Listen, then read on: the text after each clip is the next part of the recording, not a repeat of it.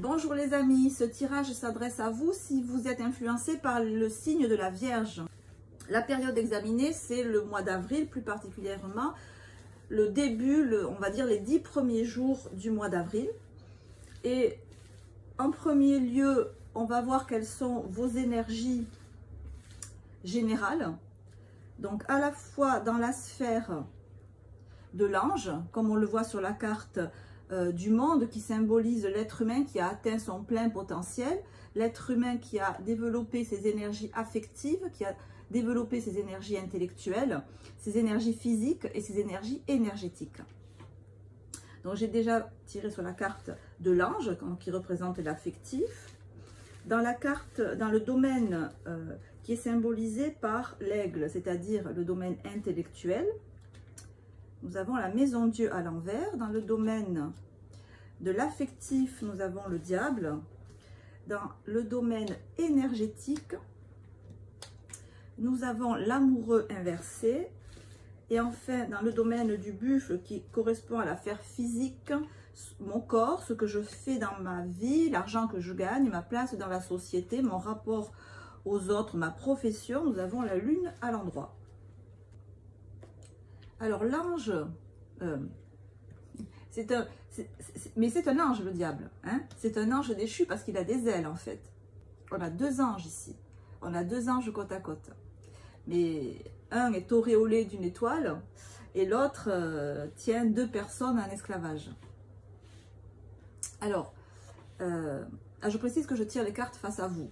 Hein? Donc pour vous, vous avez là le diable à l'endroit, l'arcane 21 à l'endroit. En fait, le diable est une carte, elles sont toutes positives de toute façon, les cartes du tarot. Mais la carte du diable, elle est particulièrement intéressante parce que c'est la carte de la transmutation. C'est je transforme le plomb en or. C'est un peu le génie créatif. C'est ce qui nous fait avancer dans la vie, ce qui nous fait vibrer. Et vous, visiblement, vous avancez, vous vibrez, vous pétillez, voilà, vous avez la passion au cœur. Voilà. Le diable, c'est aussi la passion. La passion est dans votre cœur. Et peut-être qu'elle est même très présente dans votre cœur et que ça vous déstabilise au point de vue intellectuel, puisque la maison Dieu à l'envers nous montre que dans tout ce qui est le domaine cartésien, le domaine moi et mon cerveau, comment est-ce que je réfléchis, comment est-ce que j'analyse méthodiquement ce qui m'arrive dans la vie, avec l'arcane 16 à l'envers, je ne sais plus où j'en suis, là j'ai du mal à mettre les barres au T et les points sur les i. C'est comme si le cœur battait tellement fort que le mental disait « Oh, calme-toi, je suis plus la cadence, ralentis ». Et on voit effectivement dans la carte du lion, donc qui symbolise, je vous le rappelle, la sphère instinctive, la sphère animale, cet amoureux inversé qui semble se poser la question: est-ce que je suis mes pulsions et mon cœur et je fonce tête baissée, ou est-ce que j'écoute ma tête qui me dit calme-toi, attends, moi ton mental, je sais plus où j'en suis, je peux pas te dire si c'est bien ou pas, attends, je sais pas là, je suis tout perturbée, D'où cette lune dans la sphère du buffle qui est donc mon comportement dans la société, l'argent que je gagne, ma profession, mon métier, mes activités au quotidien. Il y a un certain flottement, il y a un peu comme si vous vous laissiez aller, vous étiez un peu dans les nuages ou un peu dans la lune, c'est le cas de le dire.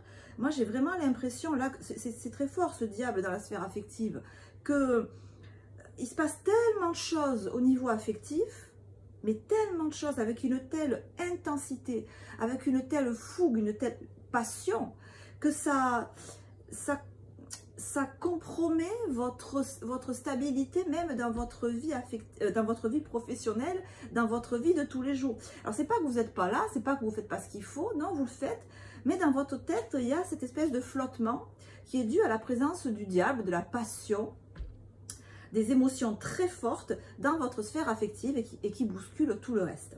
On va voir comment ça se matérialise et ça se concrétise.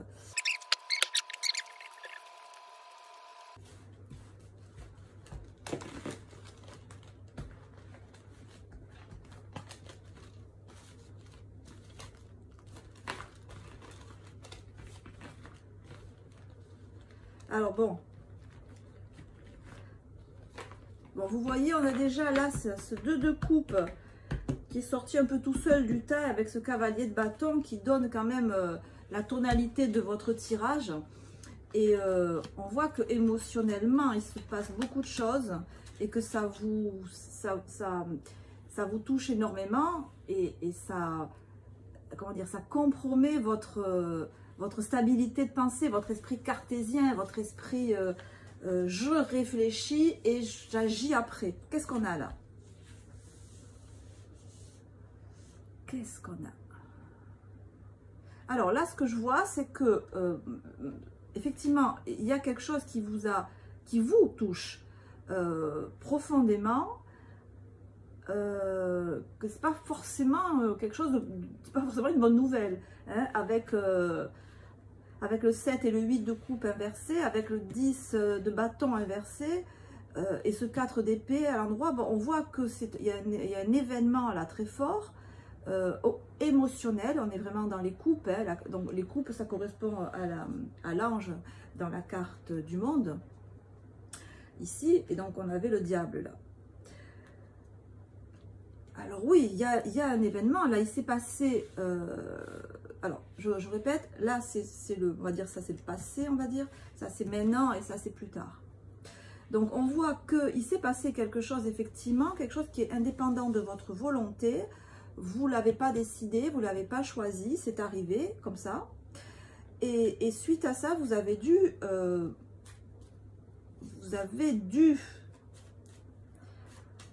alors, encore une fois, ce n'est pas forcément un choix, mais vous avez dû adopter un nouveau comportement, hein. L'arcane 13, c'est je suis obligée d'aller de l'avant, je vais de l'avant, je ferme une porte et j'en ouvre une autre. Soit que je le fais volontairement parce que je l'ai décidé, soit parce que la vie me l'impose.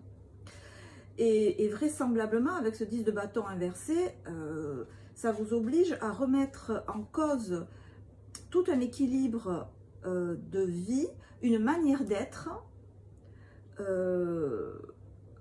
à laquelle vous étiez sûrement attaché, ou du moins qui remontait à loin. C'est quelque chose qui... Vous remettez là un état d'esprit qui vous suit depuis longtemps, très longtemps. Très très longtemps, on est sur un 8 quand même. Et ça vous oblige à abandonner quelque chose, quelqu'un, un état d'esprit, un mode de vie, une manière de penser, une manière d'être.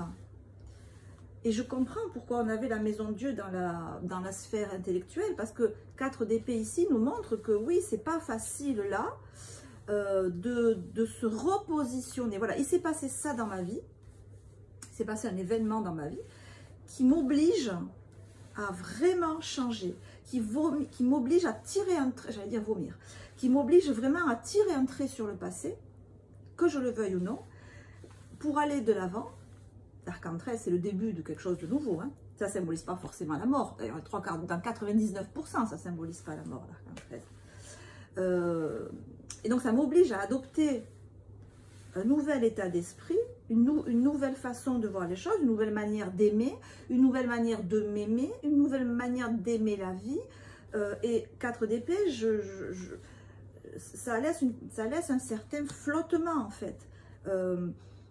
Intellectuellement, concrètement, enfin, oui, concrètement dans la tête, je ne sais pas pour l'instant comment me positionner par rapport à ce nouvel élément avec lequel je dois faire, avec lequel je dois composer. On retrouve ici ce diable-là. Effectivement, donc, l'ermite nous montre ici les deux personnages qui sont vraiment... vous voyez, la lampe de l'ermite éclaire l'aspect du diable, c'est-à-dire les personnages qui sont enchaînés par le diable. Donc ça met l'accent sur le fait que cet élément qui doit changer ou qui a changé correspond à quelque chose pour vous, à un sentiment d'attachement, un sentiment de dépendance presque, d'accord? Un sentiment où vous ne... Ça peut être interprété de deux manières, vraiment très différentes en fait, selon votre cas. Parce que, encore une fois, le diable est à l'endroit. Et c'est la passion, c'est quand on est attaché très très fort à quelque chose, mais c'est pas forcément négatif. Même si le diable implique quand même qu'on n'est pas très attaché, on est trop attaché. Et qu'il faut aller dans l'allègement de l'attachement. Mais bon, quand on a un caractère passionné, on a un caractère passionné. Je ne vais pas vous faire la leçon. Mais toujours est-il que l'ermite ici attire notre attention sur le fait que ce qui a dû changer, c'est le côté trop attaché à une personne, à un sentiment, à un état d'esprit. Et que vous avez dû, là vous arrivez comme ça, hein, quand je dis c'est le passé, c'est que c'est l'état d'esprit dans lequel vous arrivez maintenant. Donc c'est là que vous voyez si le tirage vous parle ou pas. Si ça vous parle, vous pouvez écouter la suite, ça peut être intéressant. Si là ce que je dis ça vous parle pas, et dans les 2 minutes qui suivent ça vous parle pas, c'est que c'est pas pour vous. C'est pas la peine d'aller chercher midi à 14 h, c'est pour ça qu'il y a plein de guidances. Donc là, les personnes qui sont concernées par ce tirage, elles ont eu dans leur vie un événement qui a vraiment provoqué un changement important à l'intérieur de vous, au niveau affectif. Alors, c'est pas forcément du sentimental, l'affectif, c'est tout ce qui nous touche émotionnellement.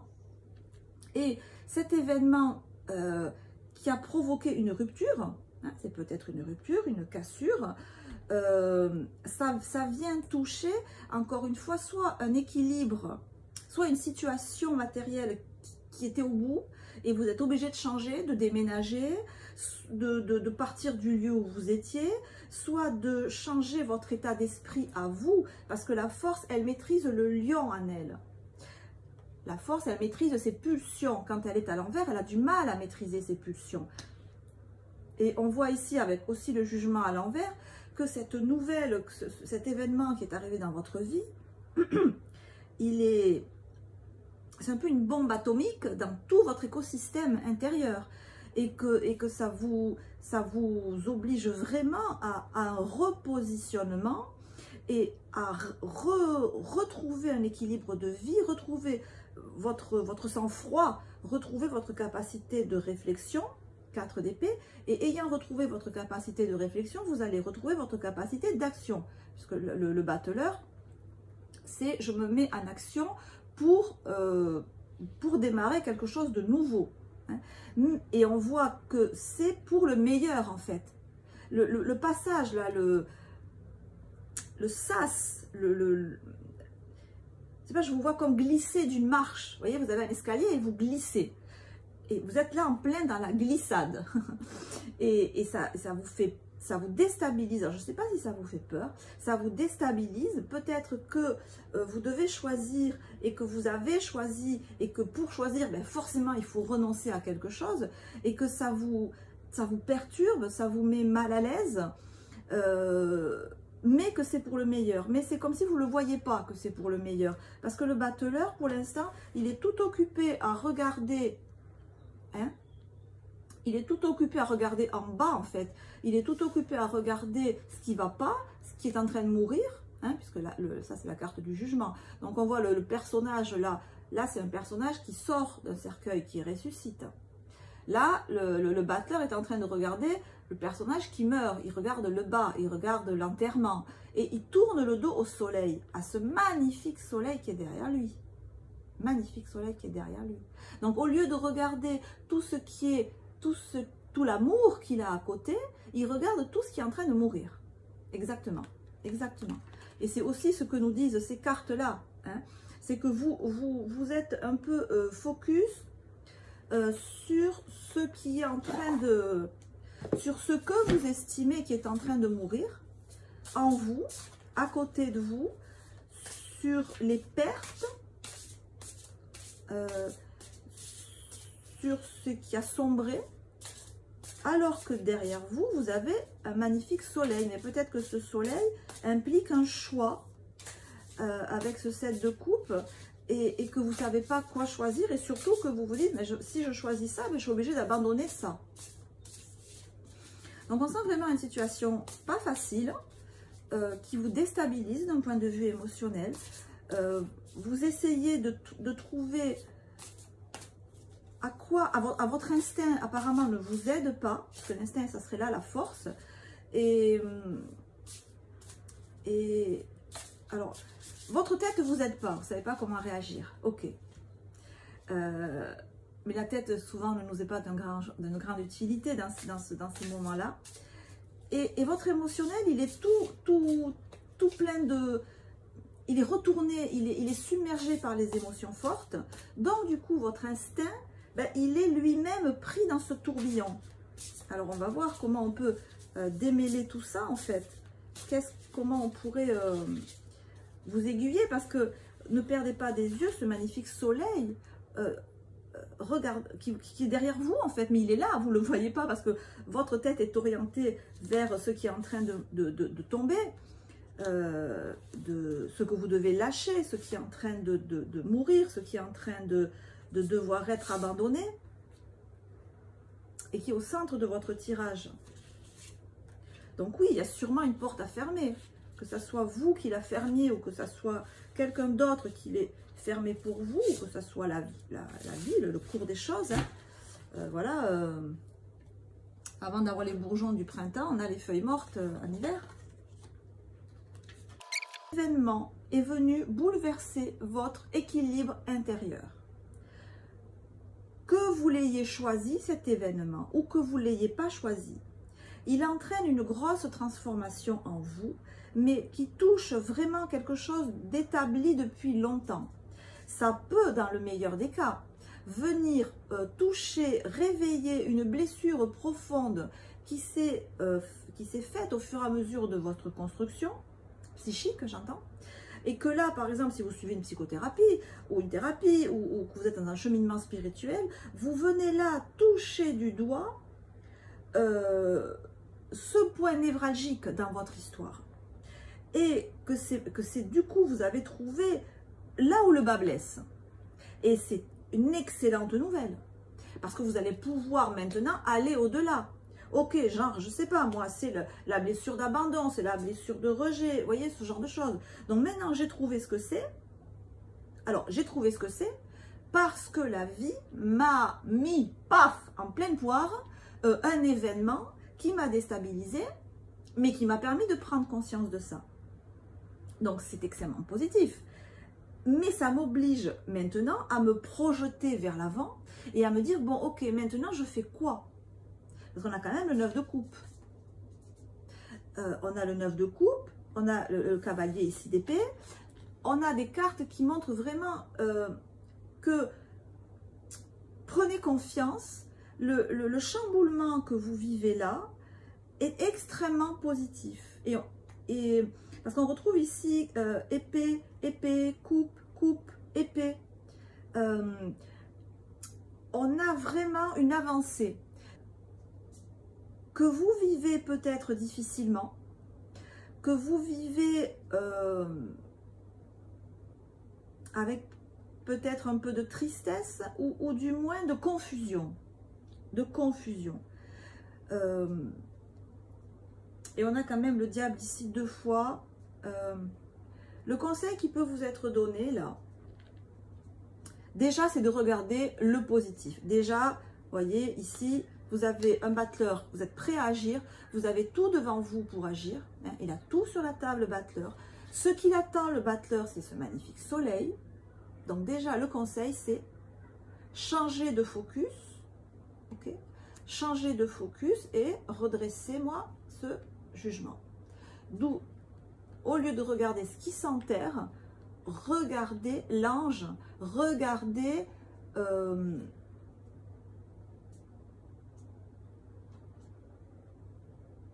regardez ce qu'est vraiment la vie.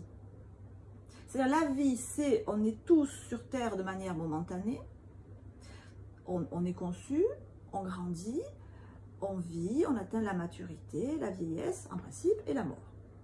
Ça c'est la vie. On se concentre sur le moment où on va être enterré et le moment où on va mourir, soit on se concentre au contraire sur l'aspect générale de la vie, l'idée, la ligne directrice de la vie.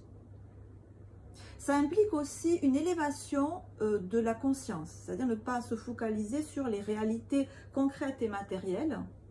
Il y a effectivement, hein, on est du concret, on est du matériel, mais il n'y a pas que ça dans la vie. Il y a tout l'aspect spirituel, il y a tout l'aspect énergie quantique, si vous voulez, du scientifique,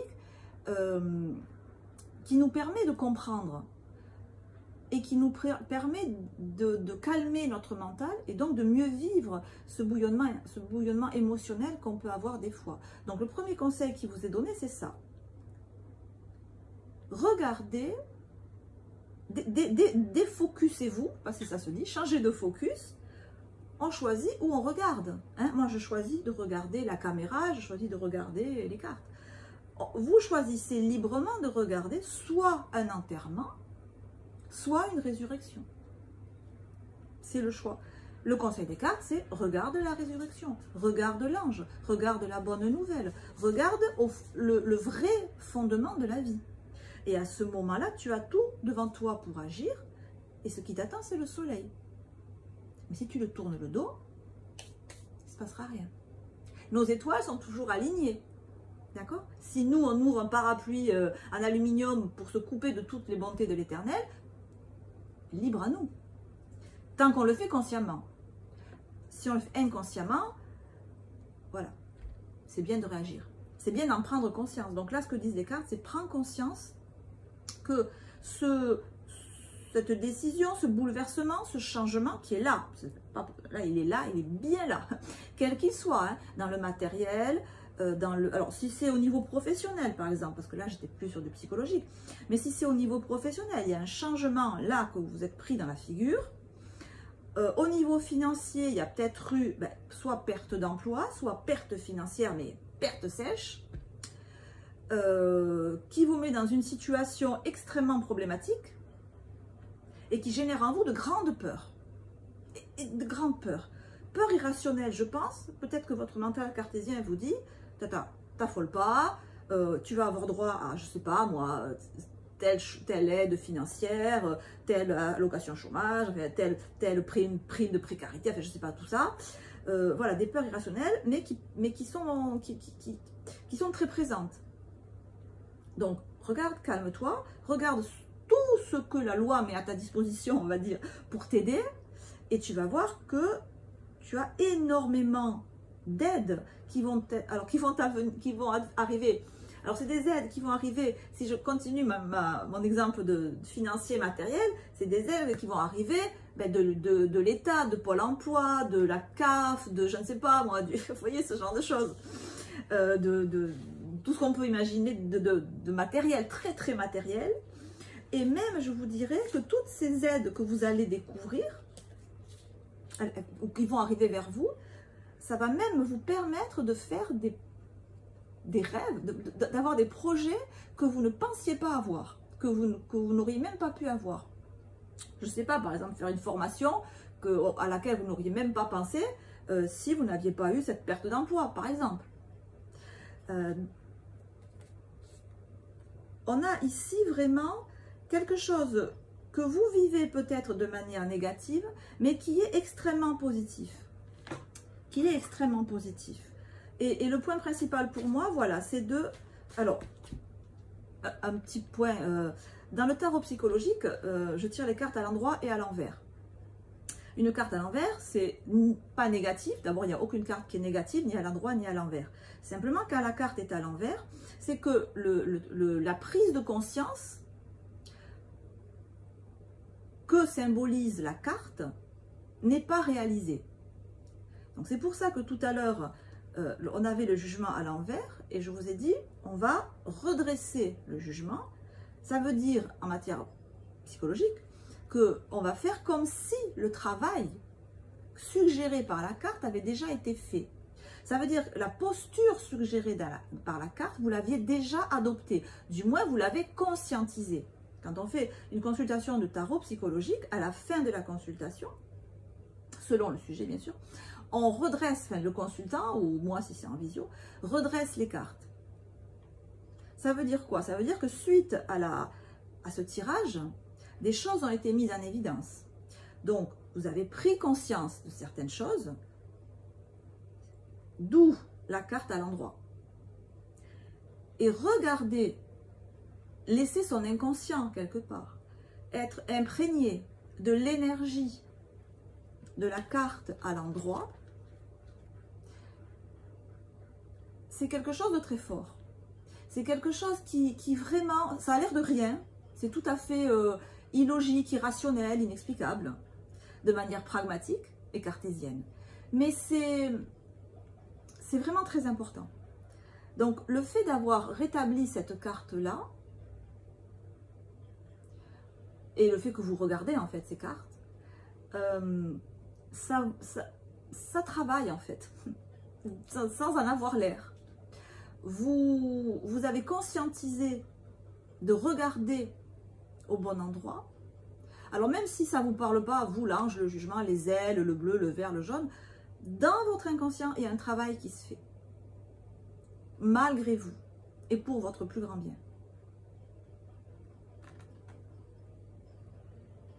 Parce que maintenant, et là, cette fois-ci avec votre mental cartésien, vous savez qu'en regardant un peu plus haut que les réalités bassement matérielles ou que la première couche, vous avez d'excellentes possibilités.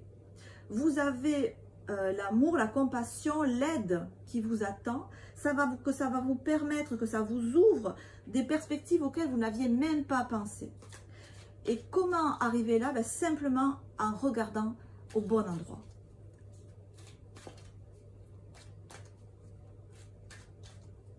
Donc ça, c'est le message principal là, pour ce début avril. Et on en revient en fait à ça, c'est alors l'éveil. Si vous atteignez l'éveil, tant mieux. Mais ça peut aussi simplement représenter, je m'éveille au-delà des contingences matérielles. Je m'élève au-delà de ce que je ne comprends pas dans la vie, au-delà de ce qui me paraît ne pas avoir de sens, au-delà de tout ce qui me pèse, au-delà de tout ce que je ne comprends pas, au-delà de mais pourquoi ça m'arrive à moi, au-delà mais pourquoi ça arrive encore, au-delà de mais c'est trop dur, mais j'y arriverai pas, ou alors je comprends pas, ou alors ça changera jamais. Je m'élève au-delà de tout ça et je m'éveille. Je m'éveille à la beauté de la vie, ou du moins je m'élève pour que mon mental, pour que ma conscience soit au même niveau que la réalité de la vie, que la vérité. Je suis au niveau de la vérité. Je comprends les choses avec mon cœur et avec mon cerveau. Et pour ça, j'ai besoin de m'élever, d'élever ma conscience. Donc de m'éveiller. C'est un beau tirage, très spirituel, très profond, qu'on avait là, mes amis. J'espère que ça vous a parlé, un tant soit peu. Je vous embrasse, portez-vous bien, on se retrouve très bientôt. Ciao, ciao.